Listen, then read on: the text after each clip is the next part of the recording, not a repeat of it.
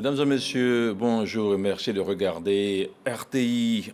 Ce lundi marque l'ouverture de la première session ordinaire 2026 du Conseil économique, social, environnemental et culturel, une institution consultative majeure de notre République. Dans un contexte national marqué par des enjeux économiques, sociaux et environnementaux importants, le CESEC joue un rôle stratégique d'aide à la décision publique. Il rassemble les forces vives de la nation afin d'éclairer les pouvoirs publics sur des avis, des études et des recommandations. Cette nouvelle session s'ouvre donc sous l'autorité du président de l'institution, j'ai nommé le docteur Eugène Aka Awele, avec pour ambition de contribuer efficacement aux politiques de développement durable de la Côte d'Ivoire. Et pour mieux comprendre les missions, les enjeux et les perspectives de cette session en 2026, nous recevons ce matin M. Alain Ménan Kwame, directeur des études de la coopération et de l'intelligence économique au CESEC. Monsieur le directeur, bonjour et merci d'être avec nous. Merci, bonjour M. Koné. C'est un plaisir pour moi d'être avec vous. Merci, ça fait la seconde fois qu'on se rencontre justement pour parler du CESEC en un an. Merci d'avoir répondu positivement à notre invitation. Avant de commencer, pouvez-vous nous rappeler, sinon rappeler aux téléspectateurs, les missions fondamentales du CESEC? Merci M. Koné. Je pense que les Ivoiriens sont évidemment en droit d'attendre des explications ou des éclairages sur justement le rôle d'une institution consultative telle que le Conseil économique, social, environnemental et culturel, qui est un démembrement de l'exécutif et qui a vocation justement à aider aussi bien l'exécutif que le parlementaire à la formulation des politiques publiques et adresser les questions qui touchent au quotidien les Ivoiriens dans diverses matières, que ce soit économique, qu'elle soit sociétale ou qu'elle soit environnementale et culturelle. L'Assemblée est constituée de personnes qui examinent des préoccupations et font des suggestions à travers des avis soumis au pouvoir public afin de mieux orienter les décisions et les politiques publiques qui sont mises en œuvre au bénéfice des Ivoiriens. C'est ça, édifier donc les Ivoiriens sur les questions qui les préoccupent au quotidien, on va le dire comme ça. Quelle est la spécificité du CESEC dans l'architecture institutionnelle ivoirienne? C'est une institution de la République. Il faut rappeler qu'à l'indépendance de la Côte d'Ivoire, dès janvier 1961, il a plu au père fondateur d'inscrire dans la Constitution même la nécessité d'avoir justement cette chambre consultative-là pour adresser les questions telles que je les ai présentées tantôt. Donc c'est une institution de la République et contrairement à bien d'autres pays, aussi bien de la sous-région qu'ailleurs dans le monde, elle joue d'un rôle, elle joue d'un statut particulier puisqu'elle est, comme je le dis, consacrée par la Constitution et donc elle compte prendre entièrement sa place dans la construction de la nation et jouer le rôle qui lui a été assigné. Alors, elle a sa place dans la Constitution, bien évidemment, aux côtés de l'Assemblée nationale, du Sénat et des autres institutions. Avec lesquels nous avons des rapports de collaboration les plus fructueux. Très bien. Le CESEC, dites-nous à présent, comment est-ce qu'il contribue exactement à l'aide à la décision publique?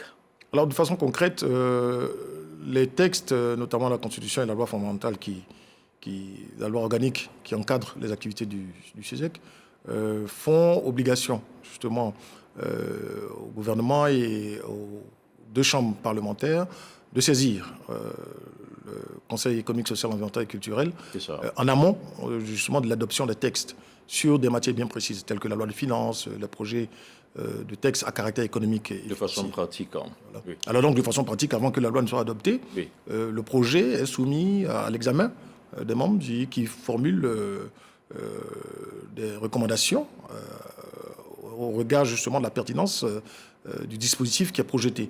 Et à partir de là, ce ne sont que des recommandations, ce ne sont que des suggestions.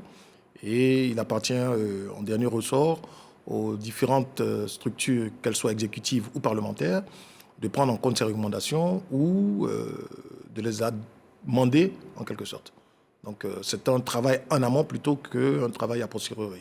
Cela dit, quelle pourrait être la valeur ajoutée d'un organe consultatif comme le CESEC dans une démocratie moderne comme celle de la Côte d'Ivoire? Valeur ajoutée, écoutez, elle rend compte déjà d'un souci d'intégrer des opinions de personnalités qui, par leur expérience, et qui surtout ne sont pas dans le feu de l'action aient du recul sur le cours des choses. Donc la valeur ajoutée ici, c'est ce recul nécessaire à apprécier sous diverses perspectives les différentes orientations qui sont voulues par les gouvernants. Donc d'un côté, on a ceux qui sont dans l'opérationnel, les membres du gouvernement, et puis de l'autre, on a le Conseil économique, social, environnemental et culturel, dont les membres, pour la plupart, regardez un peu la composition, vous verrez, qui sont des profils variés, d'expertises diverses et d'expériences également, qui apportent indéniablement, depuis 1960, leur savoir-faire, leur expertise au bon déroulement institutionnel et à la bonne gouvernance de la République ivoirienne. Alors, vous parlez de personnalités de divers profils. Est-ce que vous pouvez revenir un peu sur ces différents profils? Qui sont-ils? D'où viennent-ils? Qui sont ces hommes et ces femmes qui composent le CESEC? Alors, pour répondre à cette préoccupation, il faut souligner que la totalité des membres du Conseil économique, social, environnemental et culturel sont désignés par décret signé du président de la République. Chef de l'État. Chef d'État. Et donc, c'est bien sur la base de leurs compétences, de leur expertise, de leurs expériences que nous avons sur les 125 personnalités qui composent la Chambre, des profils qui viennent du milieu universitaire, des professions libérales, de la sphère économique, mais également des personnes de la société civile qui sont là pour justement assurer cette représentativité de toutes les couches socio-professionnelles de la Côte d'Ivoire. En termes de génération également, vous avez un appel de profils qui rendent compte un peu de la diversité démographique ivoirienne. Donc c'est un peu une Côte d'Ivoire, j'ai envie de dire, en miniature, qui est présente et qui essaie d'apporter, avec des réflexions et des avis, son grain de sel à la machine. C'est ça. Peut-on dire que le CESEC est un pont entre les citoyens et le pouvoir public finalement, si on se fie à vos différentes explications? Alors, s'il ne l'est pas encore, c'est le souhait que nous avons, c'est le souhait du président Dr Eugène Akawele. Et cela se comprend aisément quand on sait que les exigences démocratiques, l'inclusivité qu'on attend dans le travail institutionnel appellent qu'il y ait des lucarnes, des plateformes, ou en tout cas des canaux qui permettent justement à ces voix du citoyen ordinaire de pouvoir indiquer au pouvoir public l'essentiel de leurs préoccupations et le sens dans lequel ces préoccupations-là devaient être adressées par le gouvernement. Le CESEC est-il un espace de dialogue structuré? Si oui, comment? Sinon, comment se fera la mise en œuvre? Le CESEC dialogue structuré, la réponse est évidente, oui. Vous verrez par la suite dans notre conversation que beaucoup d'instruments, de nombreux instruments sont mis à la disposition justement du citoyen pour avoir une interaction qui ne se limite pas aux citoyens, mais qui va aussi avec des expertises de personnalités qui ne sont pas membres du CESEC, mais qui sont invités régulièrement à venir aider à mieux affiner les réflexions. Participer aux sessions et à donner leurs avis aussi? Ils ne donnent pas leurs avis. Ils viennent conférer, ils viennent à travers des plateformes identifiées, vendre leur expertise pour que justement les conseillers aient une assise mieux établie et puissent mieux apprécier, j'ai envie de dire, les préoccupations qui leur sont soumises. Bien entendu, ces experts-là sont pour l'essentiel des expertises ivoiriennes, mais il arrivait que nous fassions appel à des personnes ressources de l'extérieur pour apporter un éclairage sur un certain nombre de préoccupations. D'accord. Je voudrais rappeler que nous serons en liaison avec nos collaborateurs du côté de la commune du Plateau au sein du CESEC qui nous permettront d'assurer la retransmission en direct de cet événement. Et donc, il s'agira de Fatou Fofana. Mais en attendant, je vous propose de regarder ce premier reportage signé Carmel Dia et Martha Kessikra sur la première session ordinaire, justement, du CESEC qui nous réunit sur ce plateau. C'est debout dans un profond recueillement qu'une minute de silence est observée en hommage aux deux conseillers du CESEC récemment disparus. Une séquence solennelle qui ouvre la cérémonie de clôture de la deuxième session ordinaire 2025, période marquée par des échanges et l'adoption de deux avis, notamment sur les grossesses précoces et le rôle des TIC dans la sauvegarde et la valorisation du patrimoine national. L'examen du rapport a permis de relever la gravité du phénomène des grossesses précoces en Côte d'Ivoire et son impact sur la jeunesse, sur les familles et sur la société ivoirienne. Les recommandations formulées par le Conseil économique, social, environnemental et culturel visent à renforcer l'action publique en matière de santé sexuelle et reproductive, en appelant à une prise en charge plus structurée, mieux coordonnée et portée au plus haut niveau des priorités nationales. Le président du CESEC a aussi salué l'engagement des conseillers et l'esprit de cohésion qui a guidé les travaux. Votre engagement tout au long de cette session et de l'ensemble de l'année 2025 a été exemplaire à bien des égards. Vous avez su conjuguer rigueur, expertise et sens aigu de la responsabilité, contribuant ainsi à la qualité des analyses et à la pertinence des recommandations que le CESEC a formulées. Grâce à votre abnégation, le CESEC est un véritable laboratoire d'idées et une force de proposition de grande valeur. Votre travail assidu et engagé contribue à faire du CESEC une institution vivante, crédible et respectée. Au cours de cette session 2025, les conseillers ont également participé à plusieurs conférences, notamment sur l'intelligence artificielle, les droits de l'homme, la gestion du patrimoine et la sécurisation foncière. Des missions ont aussi permis de renforcer la coopération avec d'autres pays. Un bilan salué par Robert Begré-Mambé, représentant le président de la République. Je voudrais tout d'abord me réjouir d'avoir eu l'honneur de représenter le chef de l'État. Les propositions qui émanent du CESEC consolident les actions du gouvernement. Je voudrais féliciter M. le Président et tous les membres qui ont contribué justement à alimenter les actions du gouvernement. Après le CESEC, c'est au tour du Sénat de Côte d'Ivoire de clôturer vendredi sa deuxième session ordinaire de l'année 2025. Un reportage signé Martha Akesikra, comme vous avez pu le voir sur les images. Alors, décryptage, M. Kwame. Monsieur le reportage, vous venez de voir. Oui, il rendait compte de ce qui avait été fait comme travail des dernières sessions. C'est ça. En 2025. Et je crois que c'est cette continuité-là qui va être assumée et assurée au cours de la session qui s'ouvre aujourd'hui. Alors, on a écouté le président, le docteur Eugène Akaouele, qui parle du CESEC comme un laboratoire d'idées. Pour le téléspectateur lambda, de quoi s'agit-il? Comment est-ce qu'on peut comprendre cela? Alors, ces idées sont contenues dans, cette valeur ajoutée, pour prendre le terme que vous avez employé tantôt, qui est portée par les membres de l'institution sur les projets de loi, sur les orientations qui sont envisagées par les pouvoirs publics.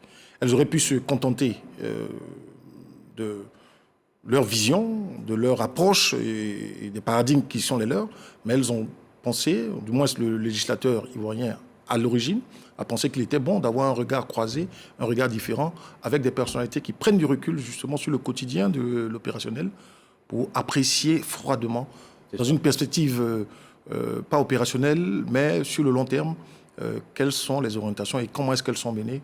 Et évidemment, identifier les ajustements nécessaires pour mener à bien la conduite des affaires de la nation. Alors justement, comment est-ce qu'on arrive à avoir ce regard croisé dont vous parlez avec des personnalités de divers horizons qui ne sont pas forcément de la même corporation, qui ne se connaissent pas forcément dès le départ? Comment est-ce que c'est possible?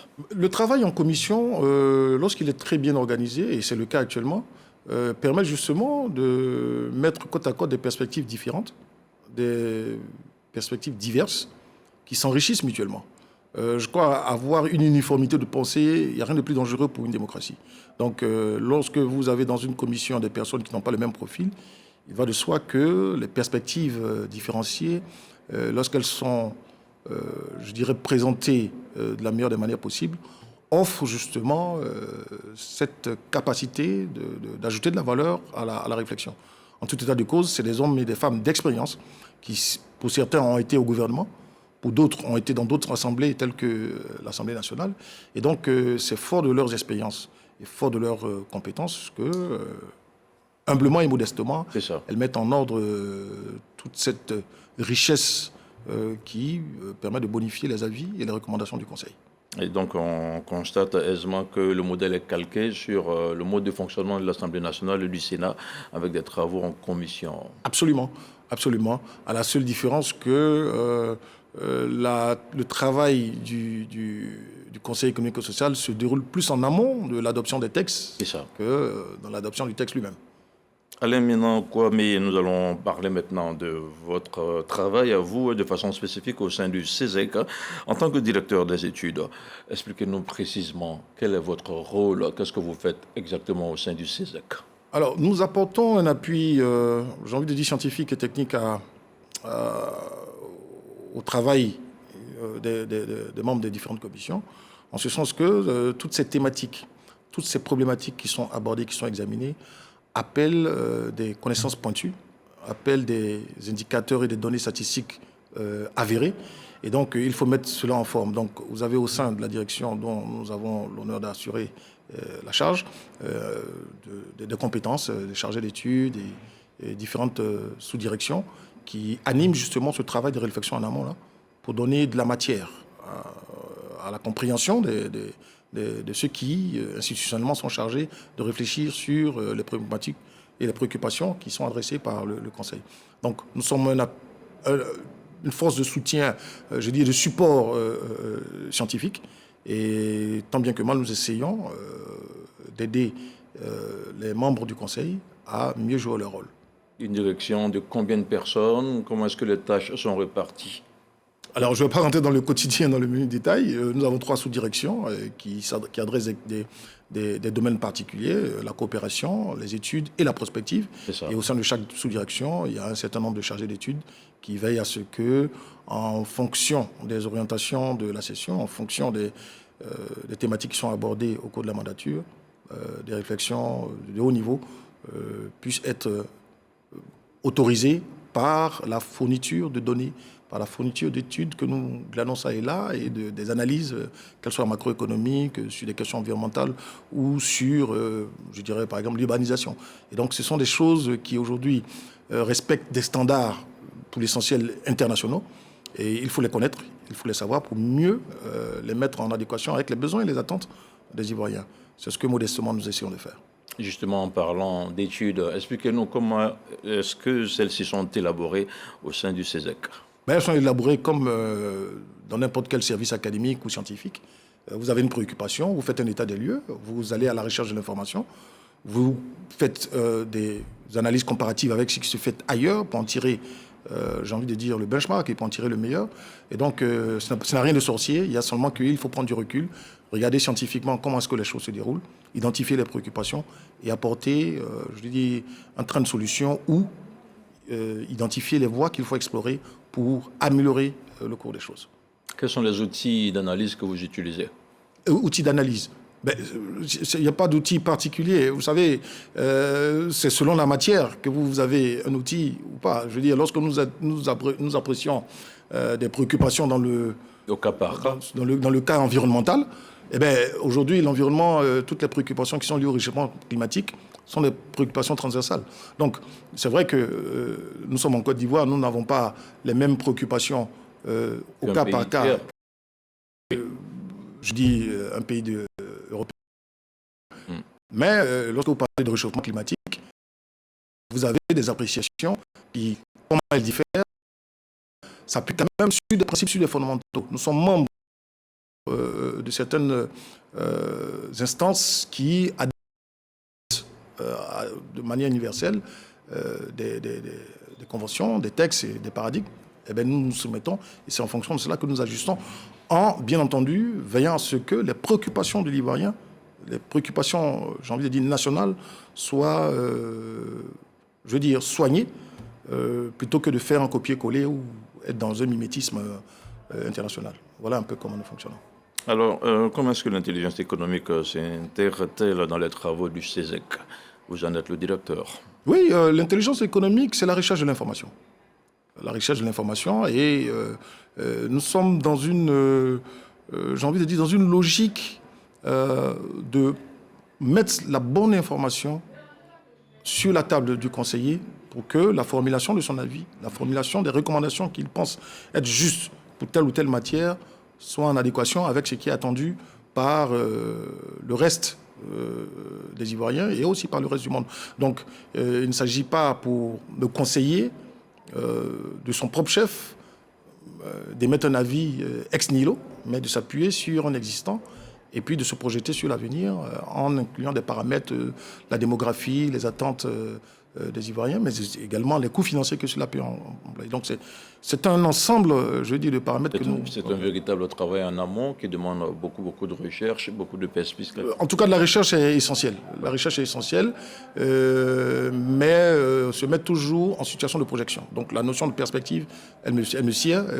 On préfère regarder ce qui se fait, ce qui est attendu pour demain et après-demain, en s'appuyant sur ce qui s'est fait hier et ce qui ne marche pas aujourd'hui.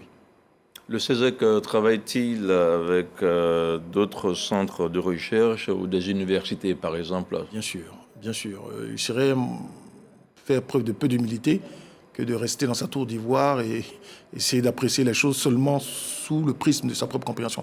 Le CIRES, par exemple, qui a autorité en matière de recherche économique et sociale en Côte d'Ivoire, est un partenaire avec lequel nous avons signé... Partenaire stratégique. Exactement, avec lequel nous avons signé un accord de coopération depuis plus d'une dizaine d'années. Et donc, nous avons également des rapports privilégiés avec des organisations internationales telles que l'OCDE qui nous aident à glaner le maximum d'informations, le maximum d'éléments de recherche. Donc, nous ne restons pas renfermés sur nous-mêmes. Nous, bien au contraire, humblement, allons vers les autres pour enrichir notre compréhension de l'évolution, non seulement de la Côte d'Ivoire, mais du monde. On a envie de savoir un peu comment est-ce que vous assurez la fiabilité des données que vous collectez de gauche à droite. Alors là, ce n'est pas la fiabilité des données, c'est la fiabilité des sources maintenant qui pose problème. D'accord. Alors c'est des sources qui ont autorité. Je veux dire, lorsque vous prenez une source du fonds de la Banque mondiale ou de la Banque africaine de développement en matière démographique, c'est des sources qui font autorité. On leur remettrait en cause si nous y avions des éléments plus pertinents. Ce qui n'est pas toujours le cas, mais je veux dire, nous ne sommes pas dans la consommation tous azimuts de sources, bien entendu. Il y a un travail... Justement, comment est-ce que vous les utilisez? Comment vous arrivez à faire le tri, à savoir ce qui vous concerne véritablement, directement, et à laisser de côté ce qui n'est pas vraiment... Nous avons notre propre institution d'analyse, enfin de collecte de données, qui est l'INS. Et donc, si vous avez un chiffre qui vous est proposé par une institution extérieure et qui a un gap, ou j'ai envie de dire un différentiel exagéré avec les statistiques qui sont faites sur le plan local, il y a matière à s'inquiéter et justement à faire une deuxième lecture pour mieux apprécier la véracité de l'une ou l'autre des sources. Je ne pense pas que ce soit un travail qui intéresse ici les téléspectateurs. Rassurez-vous, les données sur lesquelles nous nous appuyons, nous nous efforçons de nous assurer que ce sont les données les plus fiables possibles. Évidemment, elles évoluent au fil du temps. Une information que vous avez 6 mois après, elle peut être caduque. Donc il y a ce rapport avec le temporel aussi qu'il faut prendre. Et donc il y a un process de suivi en temps réel qui permet de savoir... Il y a une veille continuelle. Il y a une veille continuelle de l'évolution des données. Et c'est des choses qui sont dynamiques d'une année à l'autre. La démographie, la croissance du PIB, le coût des matières premières, pour ne pas aller plus loin, ce sont des choses qui fluctuent, qui varient. Et donc, nous ne restons pas figés. Oui, le président Eugène Awélé l'a dit tout à l'heure, le CESEC est un laboratoire d'idées. Est-ce qu'il est uniquement au service de l'État ou également au service des populations? Alors, principalement, on dira au service du fonctionnement régulier des institutions. Je disais, à l'entame de notre échange, que les premiers interlocuteurs du Conseil économique, social, environnemental et culturel, ce sont les pouvoirs publics, notamment l'exécutif et les 2 chambres parlementaires. Mais de façon indirecte, ce sont le gouvernement, l'Assemblée nationale et le Sénat qui travaillent pour les Ivoiriens. Donc tout avis, toute suggestion qui serait portée sur les bureaux de ces institutions-là, lorsqu'il est pris en compte, évidemment, concourt à améliorer les conditions de vie des Ivoiriens et des Ivoiriennes. C'est ça.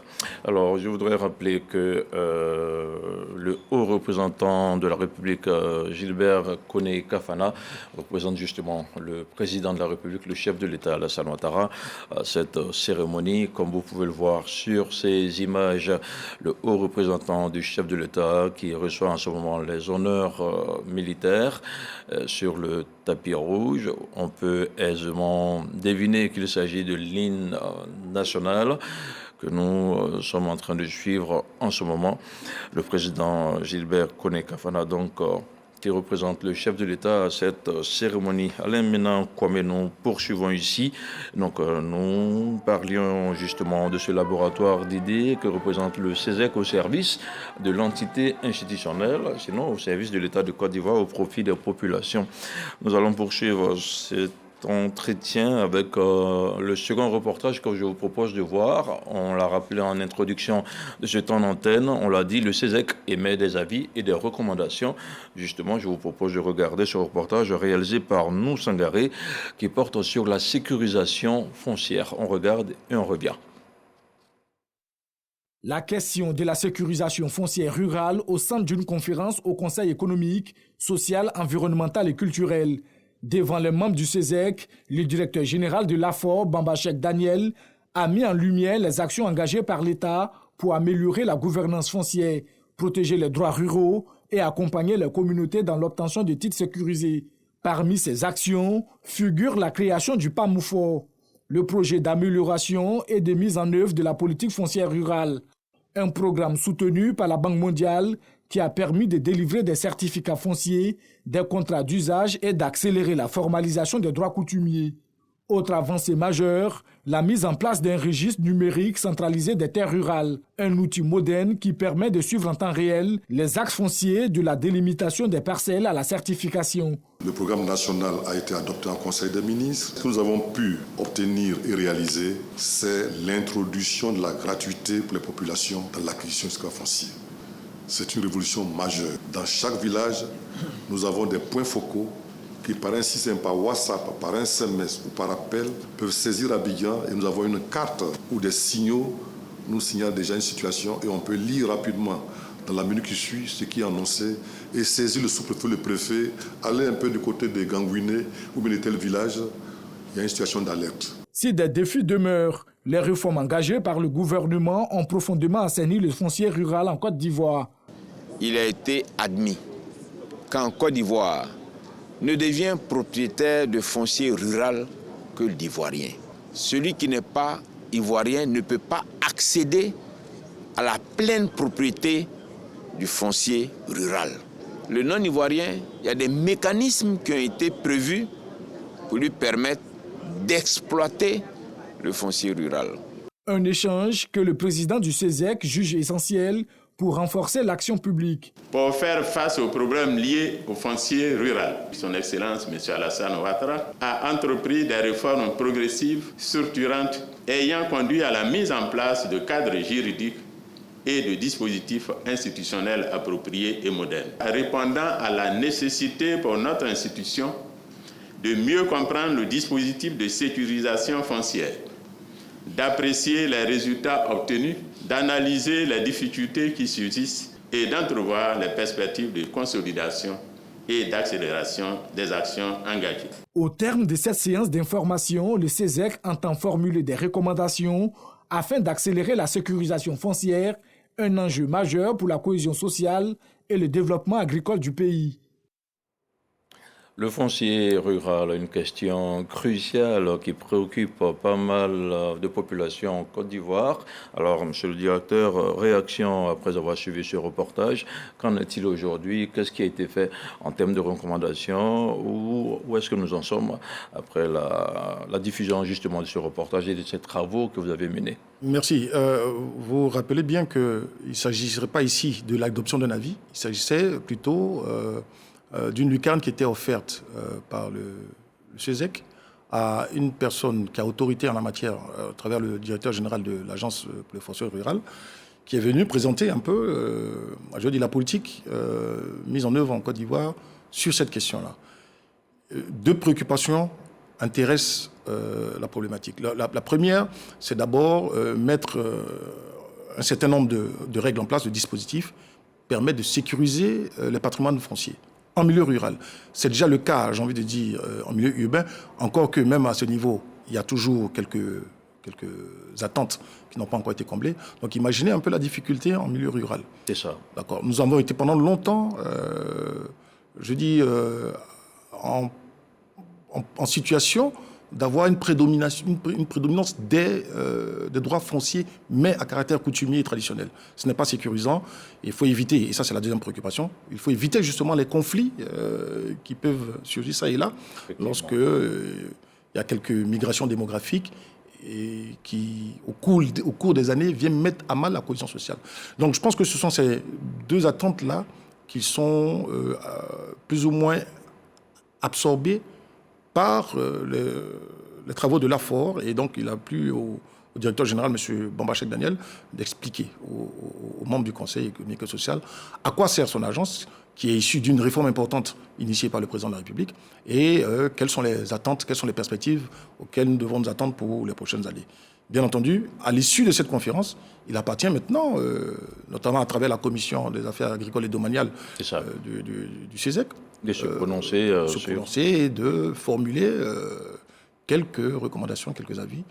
Ça sera se faire probablement dans les prochaines sessions. Mais il fallait déjà qu'en amont, un expert, une voix qui a autorité, qui touche du doigt un problème sensible et délicat, puisse venir vendre un peu son expertise aux conseillers. C'est un peu ce qui... et ça ne se limite pas à l'aspect foncier rural. Donc, bien d'autres domaines, en diverses matières, ont permis justement que des experts de différents horizons viennent, à travers le même exercice, présenter une offre d'approche et nourrir la réflexion des conseillers qui, bien entendu, peuvent le convertir en actes tangibles à travers des avis et des recommandations. Alors, vos avis et vos recommandations sont-ils toujours respectés ou quelle est l'appréciation que vous faites? Alors, c'est une question qui revient très souvent et elle est tout à fait légitime parce qu'une chose est d'émettre un avis, tout à fait. Une autre de le voir en application. Tout à fait. D'abord, il est bon de rappeler que le Conseil n'a pas vocation à formuler des avis à caractère obligatoire. Donc, zéro moyen de pression. Voilà, il n'y a pas de moyen de pression, d'autant plus que nous sommes mandatés par l'exécutif. Mais le justificatif le plus important à présenter ici, c'est que l'action de l'État se déroule sur le temps long. Donc, lorsque nous formulons un avis, lorsque nous présentons des trains de recommandation, il faut laisser le temps au temps pour que justement le législateur puisse ajuster et que la transition ne se fasse pas d'une semaine à une autre. C'est des choses qui prennent du temps. Il y a des textes qui sont là au moment où nous prenons ces suggestions. Et donc, il faut prendre le temps de les apprécier, de les intégrer à ce qui est existant, mais surtout d'apprécier d'autres contours qui n'ont pas été pris en compte.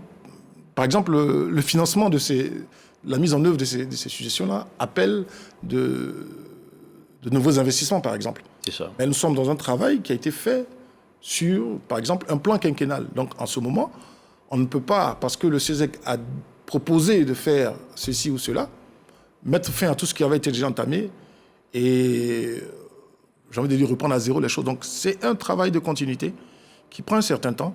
Donc, la pertinence ou, si vous voulez, l'effectivité dans la mise en œuvre des recommandations demande un peu de temps. Et je pense que le travail de l'État, justement, qui s'inscrit sur les plans quinquennaux, comme par exemple le PND, exige justement qu'on ait suffisamment de finesse pour intégrer progressivement les nouvelles réformes, pour intégrer progressivement les changements qui sont attendus pour le bien des Ivoiriens et des Ivoiriennes. Alors, nous allons maintenant parler de coopération nationale et internationale. Mais avant tout, j'aimerais rappeler aux téléspectateurs que nous serons en liaison dans quelques instants avec Fatou Fofana, qui va nous aider à assurer la retransmission en direct de ce temps d'antenne avec son consultant Benoît Abi. Pour passer ce temps d'antenne, il faut rappeler aussi que le haut représentant de la République, représentant justement le président de la République, est présent à cette cérémonie pour donner un cachet spécial à cette rentrée solennelle. Alors, je vous le disais il y a quelques instants, nous allons parler maintenant de coopération nationale et internationale. Quelle place occupe justement la coopération au sein des différentes missions du CESEC? Alors, la coopération occupe une place de choix. Je veux dire que ça procède d'abord d'une posture d'humilité.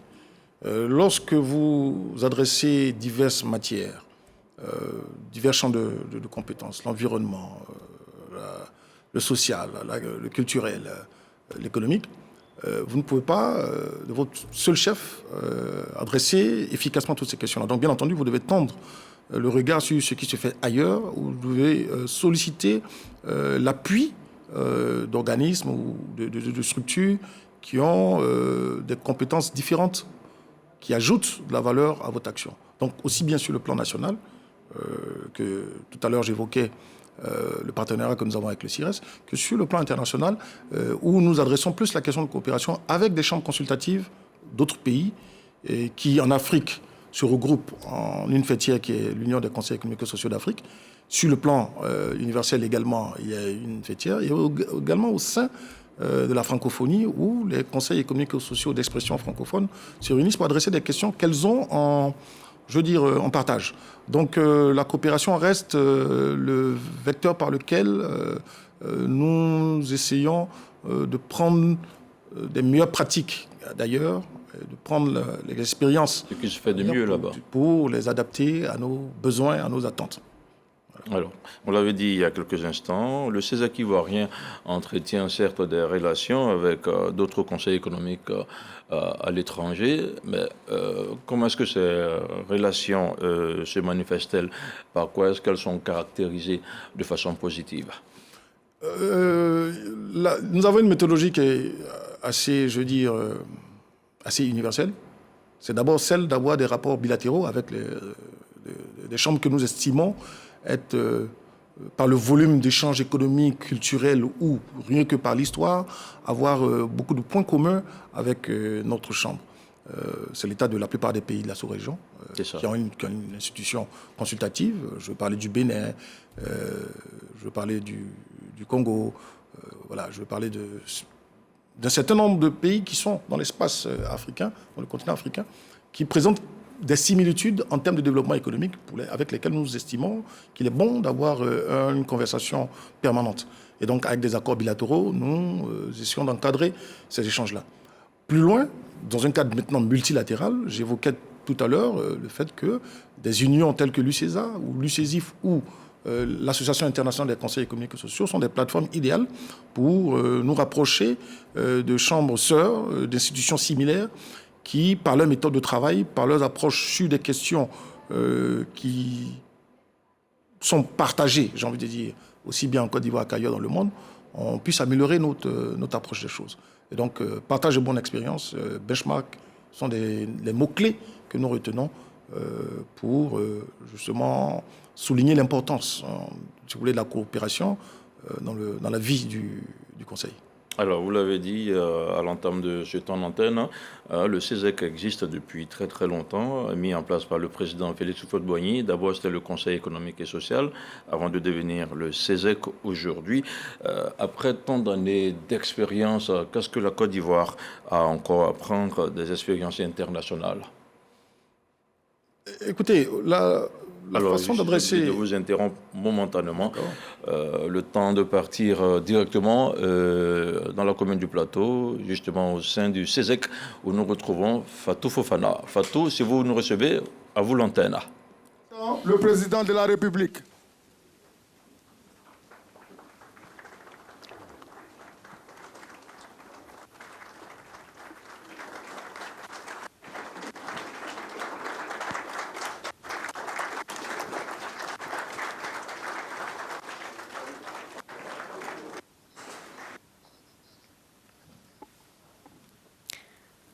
Merci à Aboulaye Koné, mesdames et messieurs, bonjour. Plateau spécial consacré au Conseil économique, social, environnemental et culturel. Ouverture donc de la première session de l'année 2026. Décryptage ensemble des enjeux, des perspectives, des défis de cette institution consultative au cœur de la gouvernance ivoirienne. Et j'ai le plaisir d'avoir à mes côtés le procureur maître Avit Omboa Benoît. Bonjour maître. Bonjour madame. Alors, votre expertise juridique va nous permettre de mieux comprendre les implications légales et institutionnelles, surtout des avis rendus par le Conseil. Déjà, nous avons vu l'arrivée tout à l'heure de plusieurs personnalités, notamment la présidente du Sénat et puis du haut représentant du chef de l'État qui vont faire leur entrée dans la salle dans quelques instants. Alors, quelle symbolique revêt ces présences à un événement comme celui-ci? En ce qui concerne, merci Madame d'abord, en ce qui concerne la présence du haut représentant, c'est l'importance que le chef de l'État accorde au Conseil économique qui est évidente parce que le président sait que le Conseil peut apporter et apporte des avis qui lui permettent d'améliorer la gouvernance politique en Côte d'Ivoire. En ce qui concerne les présidents d'institutions, c'est véritablement la solidarité des institutions à saluer parce que à chaque fois qu'il y a des activités, tous les présidents d'institutions viennent et c'est la même chose pour les autres institutions qui organisent des activités. Tous les présidents d'institutions, véritablement cette solidarité devait permettre à ce qu'il y ait une fusion des intelligences pour améliorer le quotidien des Ivoiriens. Est-ce que ça montre aussi une collaboration directe dans le travail au quotidien de ces institutions? Chacun ce domaine d'activité, donc c'est une forme de mettre ensemble les intelligences pour s'entraider dans le travail qui est fait l'un pour l'autre. Je pense que c'est juste une collaboration administrative qui est établie. Donc nous assistons à l'entrée dans la salle de travaux du président du SESEC, le docteur Eugène Akaouélé. Prenons place. Il va donc prendre la parole. Il va demander à ce que l'ordre du jour soit donné et après l'ordre du jour faire l'appel nominal des conseils économiques, sociaux, environnementaux et culturels. Mesdames et messieurs les conseillers, la séance est ouverte. Monsieur le secrétaire général, je vous invite à procéder à l'appel nominal de mesdames et messieurs les conseillers régionaux.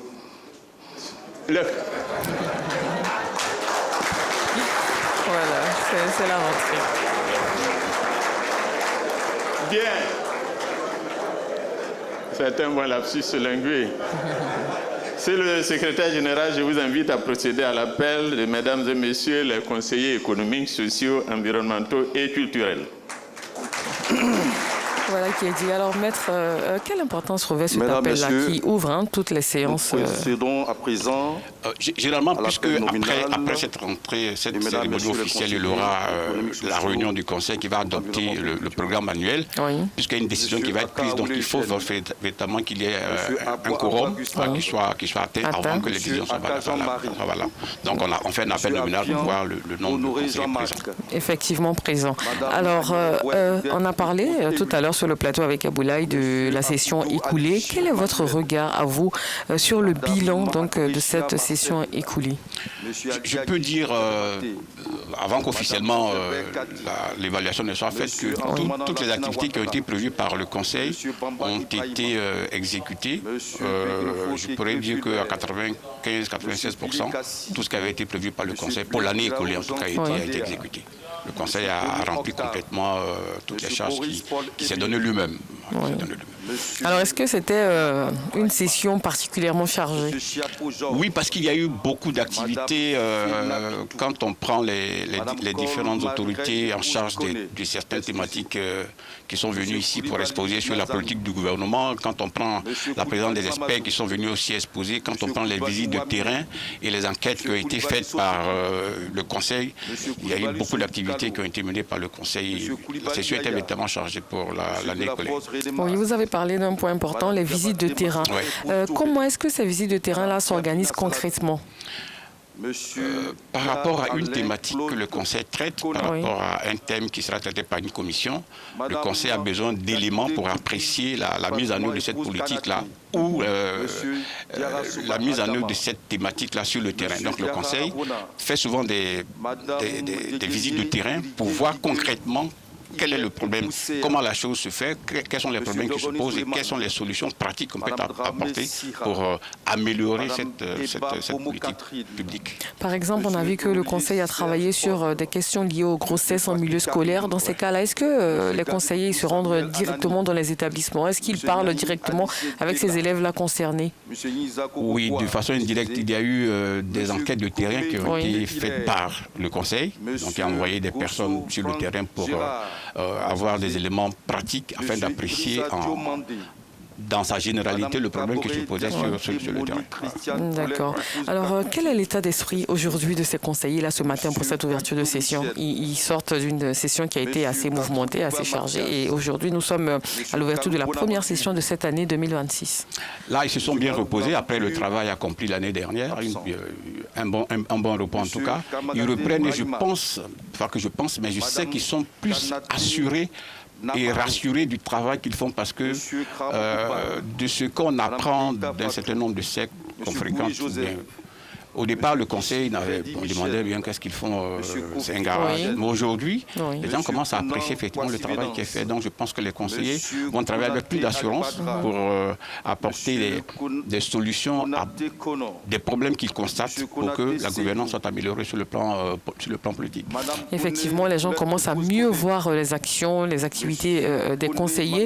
Quelle est la valeur juridique des avis justement que ces conseillers-là donnent dans le processus décisionnel de l'État? Une valeur juridique qui ne s'impose pas au gouvernement parce que c'est un conseil qui est donné, mais c'est la pertinence du conseil qui amène le gouvernement à prendre en compte le conseil qui est donné. Et je peux assurer que le chef de l'État, qui est le premier destinataire des conseils du Conseil économique, social, environnemental et culturel, prend en compte de façon... on le voit parce que ces thématiques-là sont mieux encadrées, sont beaucoup plus encadrées avec beaucoup plus de rigueur et beaucoup plus d'efficacité. Donc ça veut dire que les avis sont pris en compte par le gouvernement. Est-ce que le SESEC a réellement un mécanisme pour pouvoir suivre donc, cette prise en compte effective là, de ces avis par le gouvernement dans ses actions? L'idée c'est que on ne parle pas de suivi. Oui. La loi organique dit que chaque année, le gouvernement doit dire quels sont les avis qui ont été pris en compte dans la gouvernance publique.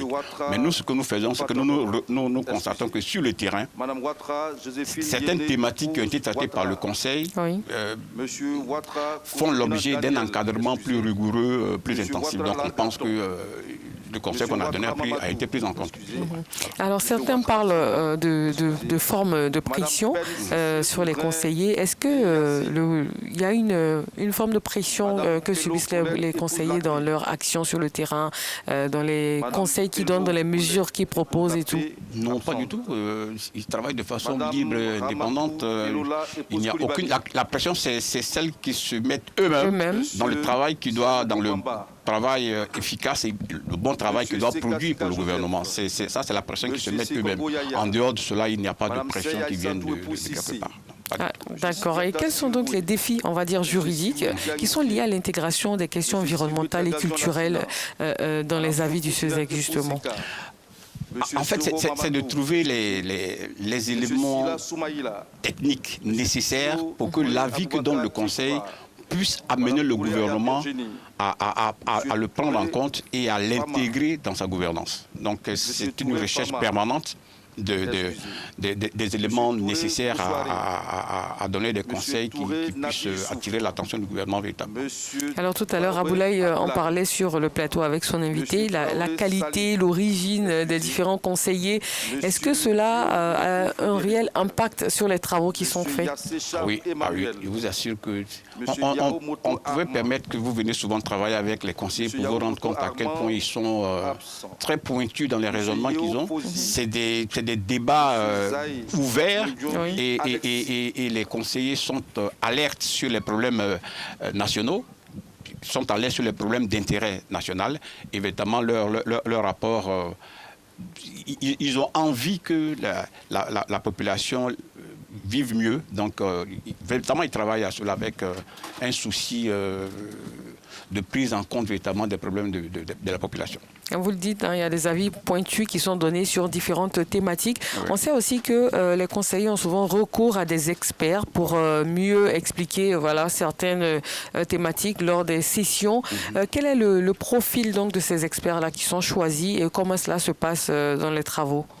Alors, les experts sont choisis selon les thématiques qui sont que les conseillers vont traiter. Monsieur le Président, quand on a une thématique précise, on cherche des experts dans cette matière donnée qui viennent pour donner, pour éclairer les conseillers sur un certain nombre de points. Voilà, on ne les prend pas au hasard, c'est en tenant compte de la thématique qu'on prend souvent les meilleurs. Est-ce que pour cette nouvelle session-là, on sait déjà quelles sont les nouvelles thématiques, des nouvelles problématiques qui pourraient enrichir les échanges? Oui, il y a deux thématiques qui seront traitées pendant cette session-là. La première thématique sera traitée par la Commission des affaires agricoles et domaniales et elle a pour thème regard sur la politique de développement agro-industriel. À présent, je vous invite à donner lecture de l'ordre du jour, le quorum étant. Et la deuxième thématique sera traitée par la Commission Monsieur le Président, environnementale et de la qualité de vie. Et elle porte sur la problématique de la gestion des déchets plastiques. Nous savons que c'est un problème essentiel qui se pose à notre environnement. Et cette année, le Conseil va donner l'Assemblée aura l'honneur d'entendre le discours d'orientation de Monsieur le Président du Conseil économique, social, environnemental et culturel. Puis, place nette sera faite un peu plus tard à l'adoption du programme de la première session ordinaire par l'Assemblée plénière. Monsieur le Président, ainsi se déclinent les points qu'appelle l'ordonnancement de la présente séance. L'ordre du jour donc qui a été donné. Merci, Monsieur le Secrétaire général. Au titre donc du premier point, je m'en vais de ce pas donner lecture de mon discours.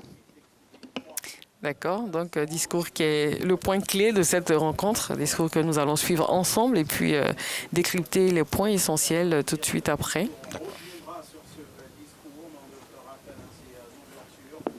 Monsieur Gilbert Koné-Kafana, pour représentant de Monsieur le Président de la République, Monsieur Patrick Hachi Jérôme, Président de l'Assemblée nationale, Madame Kandia Kamisoko Kamara, Présidente du Sénat, Madame Chantal Kamara, Présidente du Conseil constitutionnel, Monsieur Yua Kofi, Président de la Cour de cassation, Monsieur Kanvali Diomandé, Président de la Cour des comptes, Monsieur Théophile Awandoli, Inspecteur général d'État, Monsieur Epipham Zorobi Balou, Président de la Haute Autorité pour la bonne gouvernance, Monsieur le Professeur Ake Ngbo, Président de l'ASCAD, Monsieur le représentant de Monsieur le Grand Chancelier de l'Ordre national, Monsieur le représentant du chef Ake Adjobi, représentant la Chambre des rois et chef traditionnel de Côte d'Ivoire, Monsieur le ministre des Eaux et Forêts, je crois que Madame le ministre d'État avait été annoncée, je ne sais pas si elle est dans la salle, ministre de la fonction publique, Excellence, Monsieur l'ambassadeur d'Égypte, Excellence, Monsieur l'ambassadeur du Japon, Monsieur le consul honoraire du Luxembourg, Madame la représentante de la CEDEAO, Madame la représentante de l'ambassade de Turquie, Madame la présidente du Conseil national des droits de l'homme,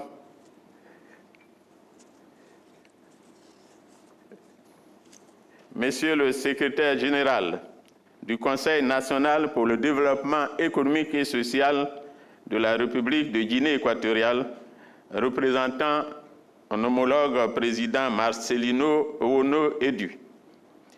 Mesdames et Messieurs, le représentant du président de la Commission de l'Union africaine, Monsieur le chargé d'affaires de l'ambassade des États-Unis, Mesdames et Messieurs les vice-présidents du Conseil économique, social, environnemental et culturel, Mesdames et Messieurs les secrétaires et questeurs du bureau, Mesdames et Messieurs les conseillers économiques, sociaux, environnementaux et culturels, Messieurs les préfets, Leurs Majestés les rois, vénérés guides religieux, honorables invités, chers amis de la presse.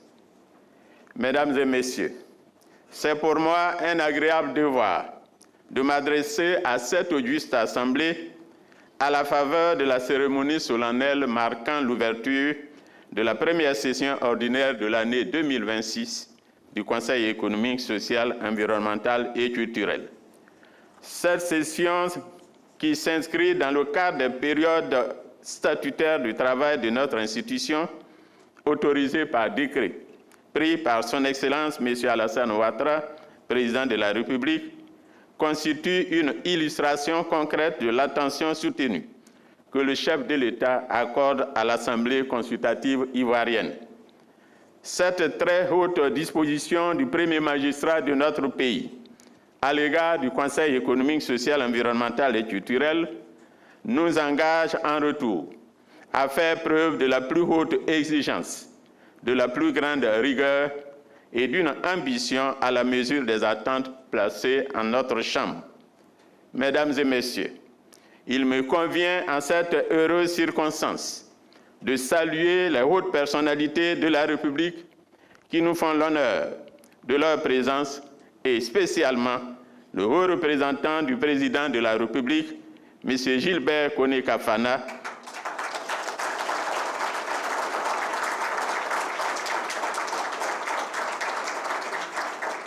Monsieur Gilbert Kone-Kafana, représentant son Excellence, Monsieur le Président de la République.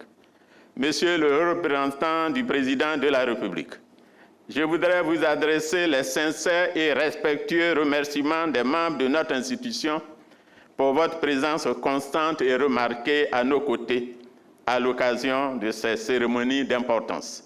Votre disponibilité rassurante pour ces rendez-vous institutionnels nous honore particulièrement car reflet indéniable de l'attention constante que vous accordez à la vie de notre institution.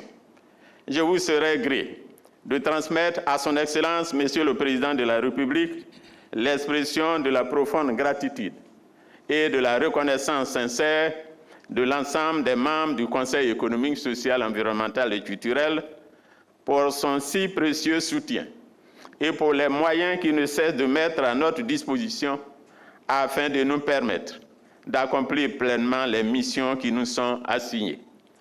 Il me convient d'adresser également une salutation toute particulière au président de l'Assemblée nationale, M. Patrick Hachi Jérôme,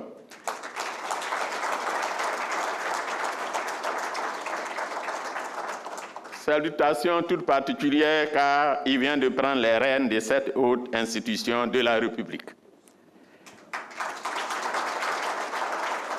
Monsieur le Président de l'Assemblée nationale, le Conseil économique, social, environnemental et culturel, en tant qu'assemblée consultative, appelé à être le Conseil des chambres parlementaires, tient à vous réaffirmer sa totale disponibilité à œuvrer dans le sens d'une collaboration féconde, constructive et durable. Je forme à votre endroit des vœux sincères de plein succès dans l'exercice de cette haute mission, convaincu que, fort des résultats remarquables déjà enregistrés dans de précédentes fonctions, vous saurez avec la même rigueur et la même vision conduire cette institution vers de nouveaux accomplissements au service de notre démocratie. Je tiens également à saluer la présence chaleureuse et marquante des présidents d'institutions de la République ou de leurs représentants. Au titre des présidents d'institutions présents, permettez-moi de citer à nouveau Madame la Présidente du Sénat, Kandia Kamisoko Kamara. De citer également Madame Chantal Camara, présidente du Conseil constitutionnel. De vous prier d'applaudir M. Yua Kofi, président de la Cour de cassation. De continuer à applaudir cette fois-ci M. Kanvali, Diomandé, président de la Cour des comptes. D'applaudir M. Théophile Awandoli, inspecteur général d'État. Epiphane Zorobi Balo, président de la Haute Autorité pour la bonne gouvernance. Et le professeur Ake Ngbo, président de l'ASCAD. Ainsi que naturellement les représentants des présidents d'institutions. Votre exemplaire mobilisation, chers présidents d'institutions, illustre l'esprit de solidarité et la dynamique de collaboration qui anime nos organes républicains et renforce notre conviction que la République fonctionne selon une logique harmonieuse au service du bien commun. Je me réjouis de la présence de M. Don Anekleto Nsue Manana, secrétaire général du Conseil national pour le développement économique et social de la République de Guinée équatoriale, représentant le président Marcelino Ono. Je voudrais lui demander de se lever pour qu'on puisse encore l'accueillir, Monsieur le secrétaire général. Merci beaucoup. J'adresse mes sincères remerciements aux membres du gouvernement ou à leurs représentants. Aux membres du gouvernement présents, je peux mentionner ici encore la présence du ministre des Eaux et Forêts, Jacques Assaouré Konan. Sincères remerciements aux ambassadeurs et membres du corps diplomatique, ainsi qu'à l'ensemble des autorités préfectorales, religieuses et coutumières présentes, sans oublier les élus.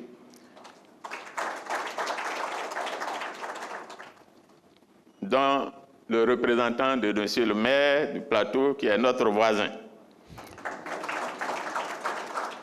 Mesdames et messieurs, vos présents séjours constituent pour nous un excellent témoignage de considération et nous touchent profondément. Enfin, j'adresse mes salutations à mesdames et messieurs les vice-présidents, les secrétaires et questeurs, membres du bureau, ainsi qu'aux membres du Conseil économique, social, environnemental et culturel, vous qui reprenez ce jour le chemin de notre maison commune après quelques semaines de repos bien mérités. Chers collègues, je reste convaincu que vous revenez avec une détermination renouvelée et un engagement renforcé, prêt à prendre de toute votre part dans la construction d'une grande Côte d'Ivoire, solidaire et résolument tournée vers l'avenir, conformément au nouveau contrat social proposé par son Excellence M. Alassane Ouattara, président de la République. Mesdames et messieurs, la présente session s'ouvre dans un contexte marqué par des mutations profondes à l'échelle internationale, mais aussi par une dynamique nationale résolument orientée vers le progrès, la consolidation des acquis et la projection vers un avenir davantage radieux pour notre pays. En effet, dans un environnement mondial caractérisé par des incertitudes économiques persistantes, des tensions géopolitiques et des défis climatiques de plus en plus pressants, la Côte d'Ivoire continue de faire la démonstration remarquable de sa résilience, de sa stabilité et de sa capacité d'adaptation. Cette trajectoire, mesdames et messieurs, n'est en rien le fruit du hasard. Elle résulte d'une vision claire, d'un leadership affirmé et d'une gouvernance de très haut niveau portée par le grand architecte de notre marche commune, son Excellence, M. Alassane Ouattara.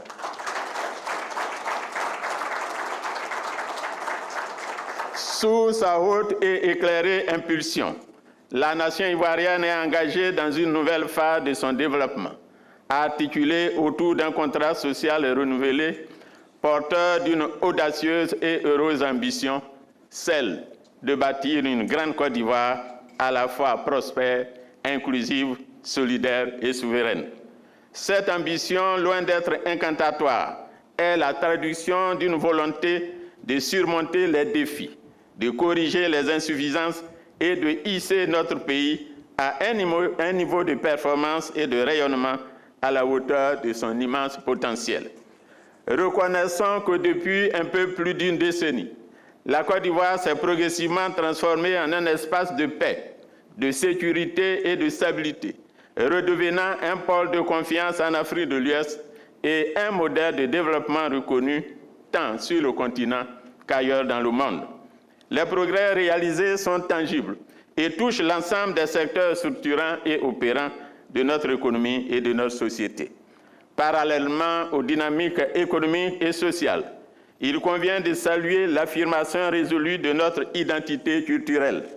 Le retour le vendredi 13 mars 2026 sur la terre ivoirienne, après plus de 110 ans, de Djidji Ayokoué, tambour sacré et messager du peuple akan, traduit une réappropriation exemplaire de notre patrimoine, une mise en valeur de nos traditions et une volonté déterminée de transmettre aux générations futures les fondements de notre identité.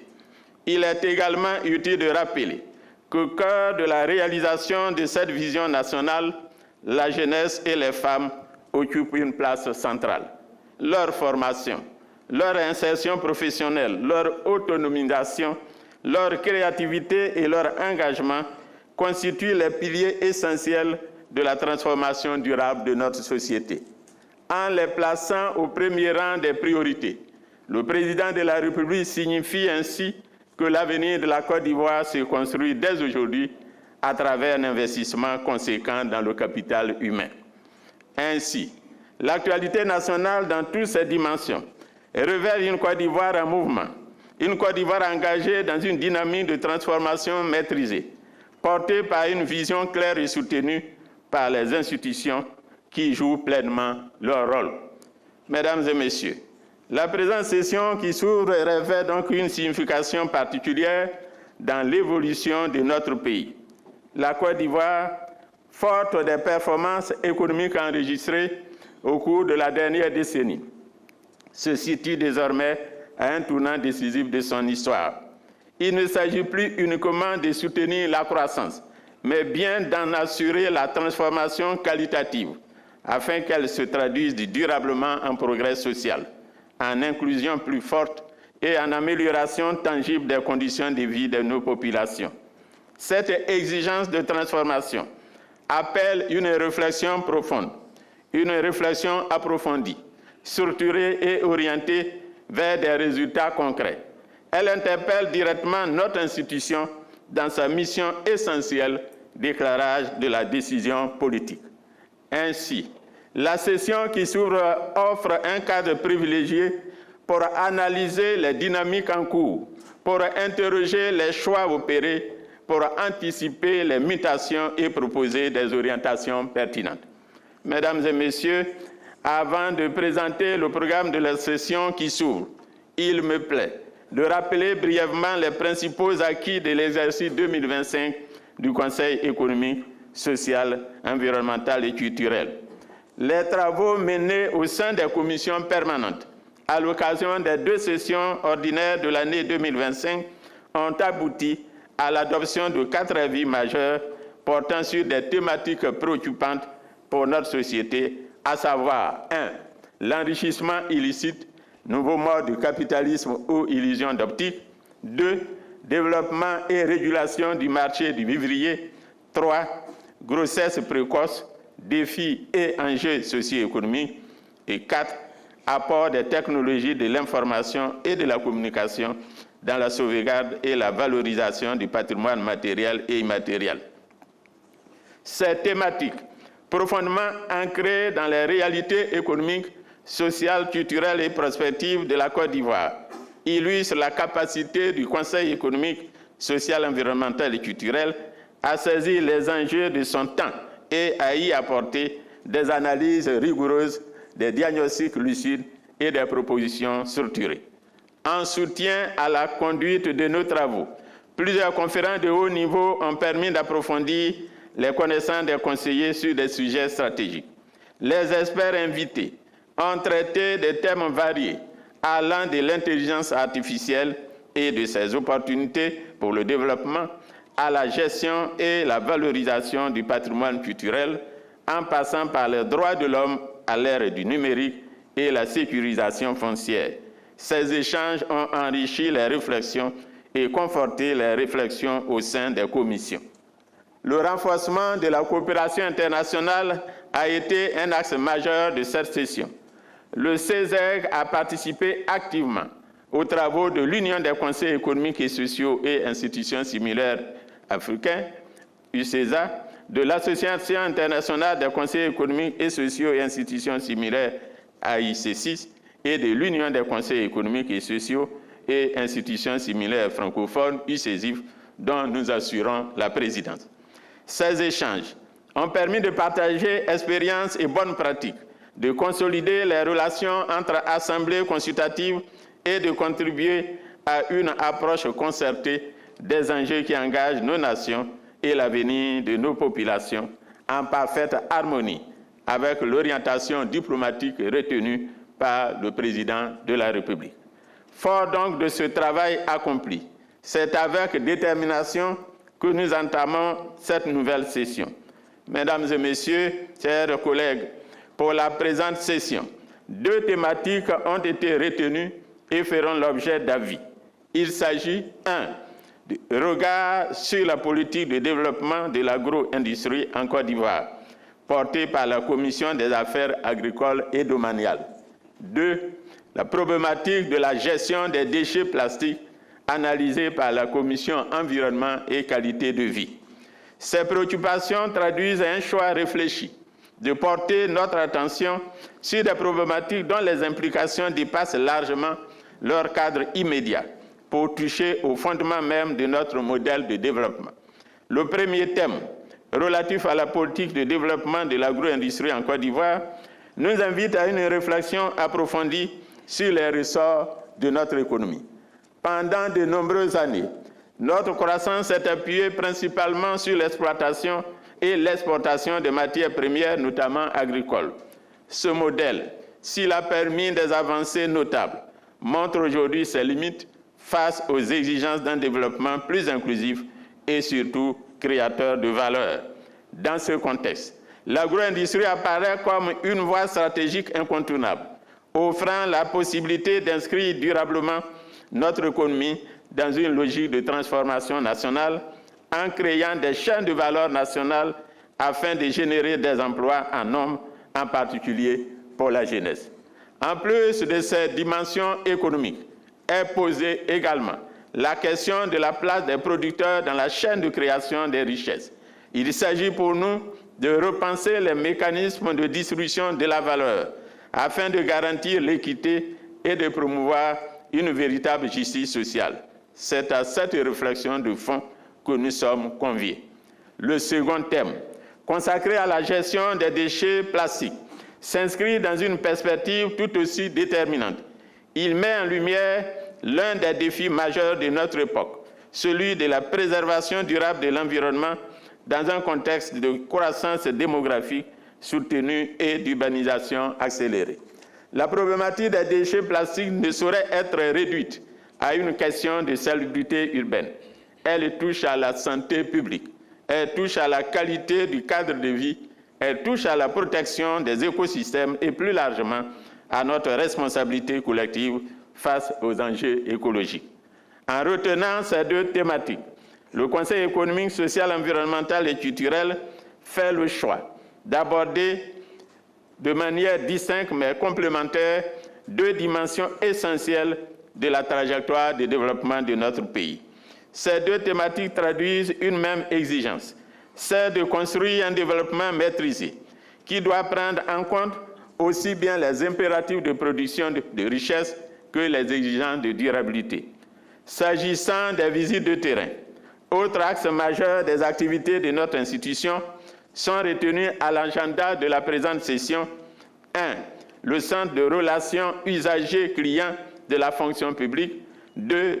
La Société pour le développement minier de la Côte d'Ivoire, SODEMI. 3. L'usine de transformation de cacao, Transcao, Côte d'Ivoire, Abidjan.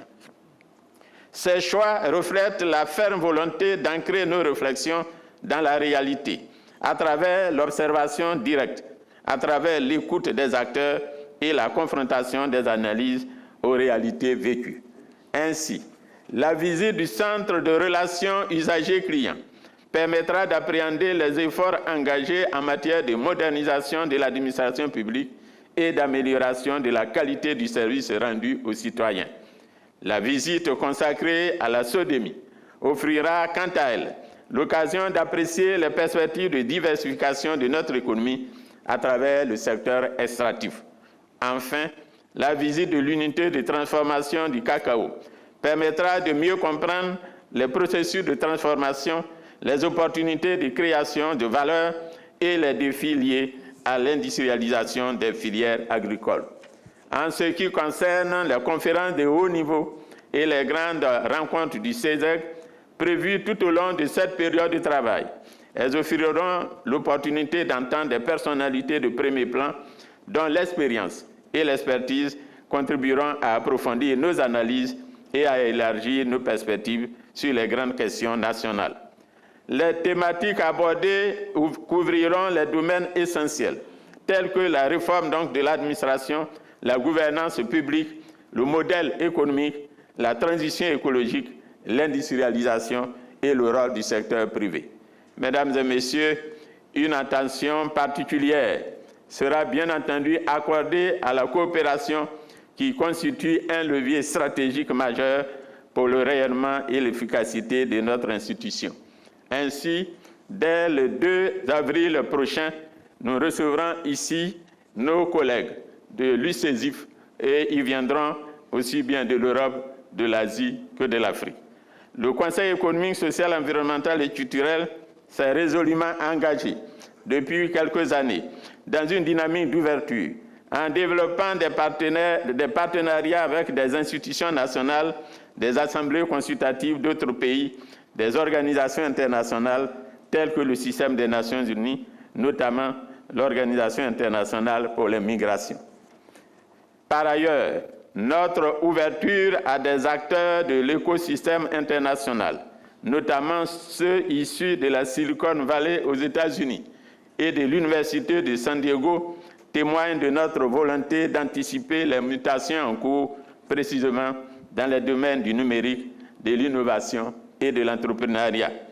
En ce qui concerne les organisations régionales et internationales réunissant les assemblées consultatives, nous poursuivrons avec rigueur et détermination le travail collégial déjà entamé en prenant toute notre part dans la mise en œuvre des feuilles de route de ces associations.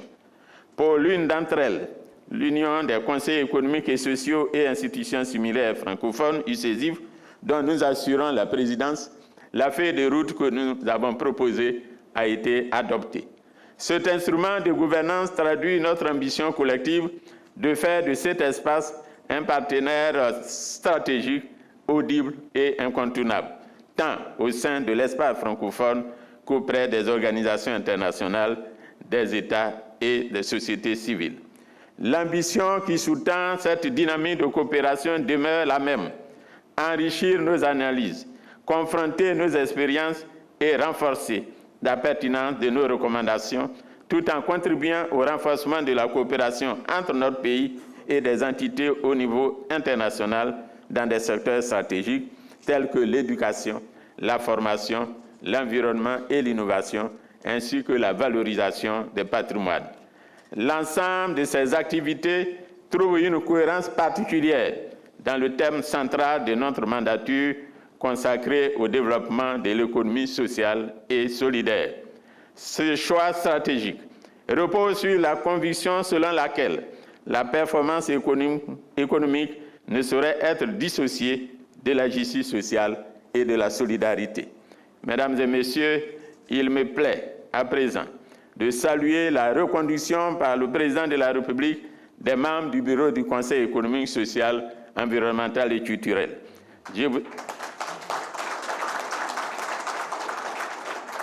Je voudrais, suite à cette reconduction, exprimer notre gratitude au président de la République pour l'attention constante qu'il porte à notre institution en veillant à la doter d'un organe de gouvernance structuré capable de porter ensemble nos missions.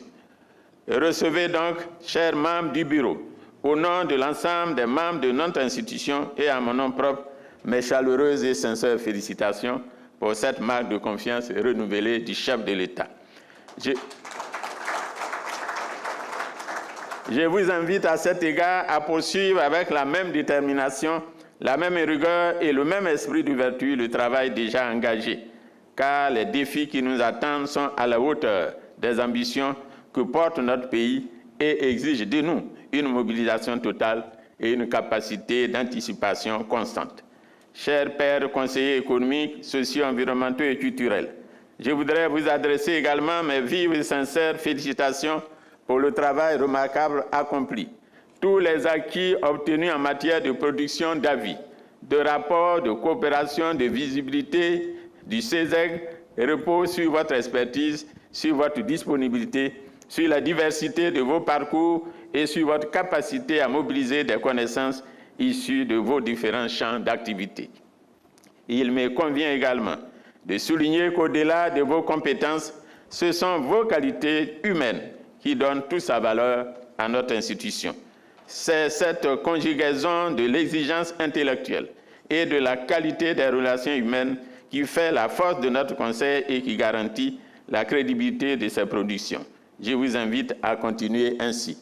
Ces acquis devant être préservés et consolidés, je sais compter sur chacun de vous pour votre pleine implication dans les travaux de cette session, en faisant preuve d'exigence dans l'analyse, dans la créativité, dans les propositions et de responsabilité dans les prises de position. Dans cette perspective, le CESEC doit plus que jamais s'affirmer comme une institution d'anticipation qui, inscrite dans la vision du chef de l'État, est capable de capter les signaux faibles découlant de la mise en œuvre des politiques publiques, capable d'identifier les enjeux émergents et de proposer des réponses adaptées aux défis de notre temps. C'est le lieu pour moi donc d'adresser mes félicitations au personnel administratif du Conseil économique, social, environnemental et culturel. Par leur apport constant, leur sens de l'organisation et leur disponibilité, ils contribuent de manière discrète mais déterminante au bon déroulement de notre activité et à la qualité des travaux que nous produisons. Je voudrais les assurer de ma reconnaissance pour le travail accompli et les encourager à poursuivre leurs efforts avec le même sens du devoir et le même professionnalisme. Je reste convaincu que grâce à leur engagement, les conditions seront réunies pour que cette session se déroule comme les précédentes dans les meilleures conditions et connaisse le succès attendu. C'est à ce prix que nous pourrons pleinement jouer notre rôle dans l'édification d'une grande Côte d'Ivoire solidaire et prospère. Car, pour être grande, une institution consultative ne doit pas se contenter seulement d'être consultée sur l'objet de sa mission, mais elle doit avoir la capacité d'anticiper sur la mise en œuvre des politiques publiques par ses réflexions, par ses propositions et ses avis adressés à l'exécutif. Monsieur le haut représentant du président de la République, distingués invités, mesdames et messieurs, nous avons été un peu longs, mais il le fallait, car nous sommes à une période importante pour la Côte d'Ivoire. C'est donc fort de cette conviction en l'avenir de notre nation, une grande Côte d'Ivoire, que je déclare ouverte la première session ordinaire de l'année 2026 du Conseil économique, social, environnemental et culturel. Je vous remercie. Voilà, la session est donc officiellement ouverte après les propos du président du CESEC. Monsieur le conseiller juridique, qu'est-ce que vous retenez essentiellement de ce discours du président du CESEC, qu'il a qualifié lui-même d'assez long? Assez long. Donc je retiens trois grandes idées. La première idée, c'est qu'il a parlé de l'attention particulière accordée au CESEC par le chef de l'État. Et je pense que c'est une attention qu'on constate et qu'on vérifie tous les jours. Et il a aussi parlé du travail accompli par les conseillers. Et c'est vrai que les conseillers ont beaucoup travaillé en cette année. Et il a parlé surtout du CESEC qui doit avoir une projection sur la société ivoirienne pour anticiper sur un certain nombre de problèmes qui peuvent se poser à la nation tout entière. Il a abordé aussi des termes importants, la création d'emplois, l'équité, la justice sociale, le développement inclusif qui sont beaucoup revenus, l'ouverture l'ouverture de l'institution sur le monde avec donc les organisations internationales. Mais parlons de création d'emplois, parlons d'équité, parlons de justice sociale. Qu'est-ce qu'on peut en dire sur le travail que va faire le CESEC? En fait, c'est l'idée de projection, d'anticiper sur ces problèmes et proposer des solutions qui puissent permettre au gouvernement d'améliorer la vie, les conditions de vie des citoyens. Et c'est pourquoi ces thématiques sont choisies. Il y aura des experts qui vont venir exposer, il y aura des enquêtes de terrain pour que le Conseil puisse avoir suffisamment d'éléments pratiques pour lui permettre d'émettre un avis pertinent pour le gouvernement. Et pour cela, il a justement engagé les conseillers à jouer pleinement leur rôle à travers surtout l'anticipation sur les deux thématiques qui ont été retenues. On parlera donc d'agro-industrie et puis de la problématique de gestion des déchets plastiques. Quand on parle de problématique de gestion des déchets plastiques, c'est vrai que c'est une thématique d'actualité. Concrètement, qu'est-ce que les conseillers pourront faire comme action sur cette thématique? C'est un problème de réflexion important parce que c'est une source de revenus pour beaucoup d'Ivoiriens, mais en même temps, on sait que cela pose un problème environnemental important. Ça dégrade l'environnement. Alors, comment faire en sorte que l'interdire ou autoriser ne puisse pas porter atteinte et aux citoyens, mais aussi et à l'environnement. C'est une réflexion qui va être menée et il y aura des temps de travail des conseillers qui vont s'entretenir, qui vont écouter des experts. Merci, monsieur le secrétaire. On sortira un avis, vous serez informé de ce qui va être dit quand on aura l'avis. La séance est donc suspendue. Voilà, la suspension de séance. Avant donc le retour pour les travaux, à proprement dit. Pour laisser partir les autorités qui sont arrivées, il y aura la photo de famille qui sera prise avec le haut représentant. Et puis après que les autorités qui sont venues soient parties, je crois que le Conseil se retrouvera pour adopter le programme annuel qui sera mise en œuvre pour cette année, pour cette session. Et ces autorités qui sont venues là, qui ont été longuement saluées par le président, leur présence est très appréciée. Elle dénote donc de la vivacité de l'institution, de l'interaction avec les autres institutions, notamment internationales. La Guinée équatoriale qui est représentée, des membres du gouvernement, plusieurs présidents d'institutions qui sont présents. Le président du CESEC, on est très fier ce matin. Très content parce que quand tu vois tes collègues venir à répondre à ton invitation, cela voudrait dire véritablement qu'il y a une fraternité vraie et une solidarité qui s'exprime de jour en jour dans les relations entre les institutions. Je crois que c'est vraiment important pour lui. La deuxième thématique aussi qui va être abordée, comme l'a dit le président tout à l'heure, donc l'agro-industrie, dans un contexte international en pleine mutation. Comment l'institution va pouvoir adapter ses analyses et intégrer justement les enjeux globaux tout en restant ancré dans les réalités nationales? La Côte d'Ivoire est un pays producteur de beaucoup de matières premières et malheureusement nous n'avons pas de plus-value sur ces matières premières. L'idée a été déjà engagée par le chef de l'État qui fait de la Côte d'Ivoire déjà un pays qui transforme, mais il va falloir aller beaucoup plus en profondeur tout en maintenant la productivité, mais en créant aussi les conditions pour que la population puisse bénéficier de ces usines qui vont naître bientôt. Oui, il a parlé d'observation directe, d'écoute des acteurs, donc le domaine agro-industriel, donc dans nos plantations, les paysans, la transformation, toute cette chaîne-là sera, on va dire, observée de près par les conseillers avant donc de se retrouver en session pour vraiment décortiquer tout cela et faire des propositions. Oui, il faut réunir beaucoup d'éléments pour émettre un avis qui permette au gouvernement de mettre tout le monde à l'aise en fait. Le problème c'est ça, c'est pas forcément rechercher l'argent par les plus-values. Il faut que la population qui travaille dans les champs puisse en bénéficier, que les populations ivoiriennes tout entières bénéficient de tous ces efforts qui seront faits par le gouvernement. Donc c'est un travail minutieux qui sera fait à partir de maintenant pour que le Conseil puisse émettre un avis très pertinent. Nous tenons compte de mots pertinents. Alors, monsieur le conseiller juridique, combien de temps peut prendre concrètement cette phase d'observation, on peut dire d'immersion aussi, au sein des populations? Je sais que la session doit achever dans 4 ou 5 mois. Donc les conseillers ont toute cette période-là pour travailler, pour que jusqu'à la clôture de la session, les avis soient adoptés. C'est juste le calcul qui est fait par rapport à la période qui constitue la session. D'accord. Et donc, les conseillers qui sont en train de sortir de la salle, donc comme vous l'avez dit tout à l'heure pour la photo de famille, avant donc de revenir.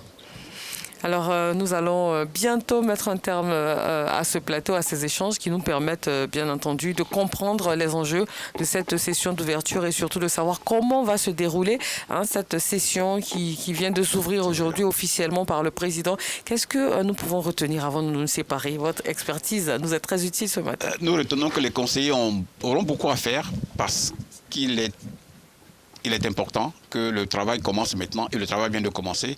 Je pense qu'ils vont prendre conscience qu'il y a beaucoup de choses à faire et ils doivent être disponibles, ils doivent être attentifs, ils doivent être pertinents dans leur raisonnement, dans leurs propositions. Et je pense que nous aurons beaucoup de travail, nous-mêmes, au niveau du Conseil aussi. Merci, monsieur le conseiller juridique du président du CESEC, je rappelle. Merci d'avoir répondu à nos questions. Merci de nous avoir éclairés donc, sur ces thématiques-là qui seront développées durant cette session du CESEC, je le rappelle. Voilà, je le rappelle, Avit Mboua Benoît, conseiller juridique du président du CESEC. Merci beaucoup d'avoir répondu à nos questions. Mesdames et messieurs, merci d'avoir suivi ce temps consacré donc au CESEC à l'ouverture de la première session ordinaire de cette année 2026 du CESEC. C'est sur cette photo de famille qui est en train d'être faite sur l'esplanade donc que nous vous disons au revoir et merci d'avoir été avec nous. Nous allons rendre l'antenne à Aboulaye Koné en direct de la télévision. Merci beaucoup Fatou Fofana pour cette retransmission de qualité. Et bien sûr, nous prenons le relais ici en studio afin de terminer en beauté ce temps d'antenne. Alain Mena Kwame, monsieur le directeur, on vient d'écouter le président du CESEC, le patron du CESEC, le docteur Eugène Aka Awele. Alors, peut-on parler d'une session orientée vers la transformation structurelle de façon générale? En tout cas, c'est l'enjeu qui a été identifié par le président, Dr Eugène Aka Awele, dans son intervention. Nous avons une économie qui a vocation agricole et qui pendant longtemps a été le pilier de notre essor économique. Les temps changent et l'évolution des choses nous oblige à ajuster un peu le cours dans les choix de productivité, dans les grandes orientations en matière économique. Donc, l'agro-industrie qui a été identifiée par le président est aujourd'hui un chemin qui est incontournable, que nous devons emprunter. Mais comment est-ce que nous devons l'emprunter? Avec quels hommes? Avec quels outils? Je crois que le CESEC, au cours de la session qui s'ouvre aujourd'hui, se propose justement d'identifier quelques pistes de réflexion que nous allons soumettre au terme de la session au pouvoir public afin qu'ils explorent justement ces moyens-là pour moderniser notre agriculture, aller à la transformation de l'essentiel des produits de base que nous produisons. Donc c'est un peu cela, avec évidemment un clin d'œil qui est fait à la préservation de la biodiversité à travers la réflexion qui va être menée sur les déchets plastiques. Nous sommes signataires d'un certain nombre de conventions sur le plan international pour justement préserver la biodiversité. Donc ces questions écologiques et environnementales sont aussi au cœur de la réflexion. Donc, des questions cruciales, on va dire. Absolument. Oui. Alors, autre fait marquant, on a vu tout à l'heure sur les images, plusieurs personnalités de haut rang, le haut représentant du chef de l'État, le président de l'Assemblée nationale, la présidente du Sénat, la présidente du Conseil constitutionnel, et j'en passe. Alors, ça dénote de l'importance de cette cérémonie. Oui, si le profane ou le citoyen ordinaire vous laisse s'interroger sur l'importance de l'instrument que représente la Chambre consultative ivoirienne, qui est le Conseil économique, social, environnemental et culturel, la présence, et tout à l'heure le président Dr Eugène Aka Awele l'a rappelé, c'est une présence qui est permanente, qui est constante à chaque rendez-vous important. Toutes ces personnalités de la République sont présentes, c'est pour vous dire comment elles viennent donner du relief à l'action qui est menée par ce Conseil-là, de cet instrument, et donner, si vous voulez, le quitus de la République à ce qui est fait. Effectivement, un quitus très très important. Absolument. Comme on peut le voir sur ces images. Et vous, au niveau de la direction générale que vous occupez, comment est-ce que comptez-vous améliorer la vulgarisation des travaux du CESEC, les conseillers qui vont reprendre du travail dès ce matin? Écoutez, déjà, le plateau que vous nous offrez régulièrement est un bon vecteur pour vendre un peu l'image du Conseil. Mais bien au-delà, nous conservons des outils classiques de communication avec le magazine du CESEC qui apparaît périodiquement. Mais nous avons aussi, comme je disais, une interaction permanente par le canal des plateformes digitales que nous avons aujourd'hui. Je ne vais pas les citer ici, elles sont connues de tous. Et les différentes rencontres de haut niveau que nous avons, les grandes conférences, les rencontres, les grandes rencontres du CESEC sont autant d'instruments qui nous permettent de garder le contact avec le pouls de la société, oui. et aussi de permettre au regard extérieur de savoir qu'est-ce qui se fait au sein de la maison, à quoi sert l'instrument, à quoi sert l'outil, et dissiper un peu les erreurs de compréhension du rôle que peut jouer cette institution. Il faut l'avouer, depuis quelques années, les efforts médiatiques et des efforts de communication sont déployés pour que justement la perception que les Ivoiriens ont, non seulement de la République en général, mais de l'institution consultative ivoirienne, soit améliorée. Et grâce à vous, nous le faisons et nous allons continuer de le faire. Alors, on vient d'écouter le président du CESEC qui reprend le travail ce matin. Pour vous, le CESEC, en 3 mots, en 2026, ça sera quoi exactement? Ce sera une vigilance accrue, soutenir la réflexion comme nous l'avons toujours fait, mais avoir beaucoup d'appels à l'innovation. Il y a des préoccupations nouvelles qui sortent. Le monde est en mutation permanente. Les technologies de l'information nous aident à repenser un peu notre mode de production, notre mode de vie tout simplement. Mais il y a également aussi les préoccupations d'ordre climatique qui sont prégnantes et il faut les adresser avec une pertinence et une attention encore plus soutenue. Ça sera quoi maintenant votre mot de la fin, Alain Ménan Kouadio? Permettez que je dise merci d'abord à la direction de la RTI qui nous offre ce plateau de façon régulière, je le disais.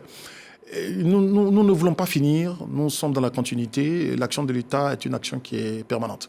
Et nous avons humblement à accompagner justement la réflexion des membres du CESEC.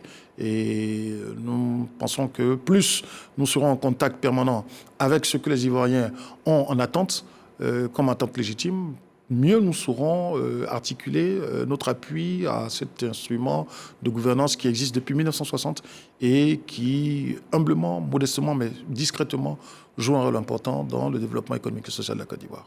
Merci beaucoup, monsieur le directeur Alain Ménan Kouamé. Je rappelle que vous êtes le directeur des études de la coopération et de l'intelligence économique au CESEC. Merci d'avoir été avec nous sur ce plateau.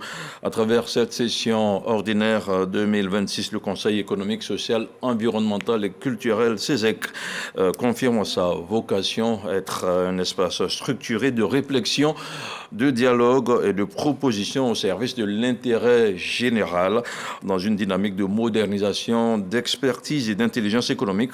Le CESEC, comme vous l'avez perçu il y a quelques instants, entend bien entendu accompagner les grandes orientations nationales et contribuer activement au progrès économique et social de notre pays. Merci à vous, chers téléspectateurs, de nous avoir suivis. Restez surtout sur RTI 1 et quant à moi, je vous dis à très vite avec la bénédiction de toute l'équipe technique. Merci et à très bientôt.